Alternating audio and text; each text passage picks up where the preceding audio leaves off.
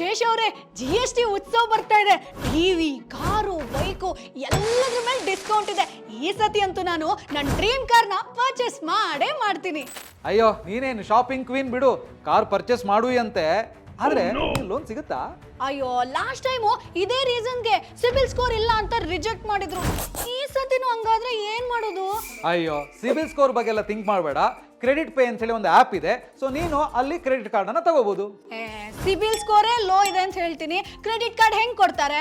ಅಲ್ಲಿರೋದು twist ನೋಡು. Credit pay app ಅಲ್ಲಿ FD based credit card ಅಂತ ಕೊಡ್ತಾರೆ. ನೀನು ಕೇವಲ 2,000 ರೂಪಾಯಿ FD ಇಟ್ಟರೆ ಸಾಕು, ನಿನಗೆ ಕ್ರೆಡಿಟ್ ಕಾರ್ಡ್ ಕೊಡುತ್ತಾರೆ. ಸೊ ಆ ಕ್ರೆಡಿಟ್ ಕಾರ್ಡ್ ಅನ್ನ ಯೂಸ್ ಮಾಡಿಕೊಂಡು ನೀನು ಸಿಬಿಲ್ ಸ್ಕೋರ್ ಅನ್ನ ಜಾಸ್ತಿ ಮಾಡ್ಕೋಬಹುದು.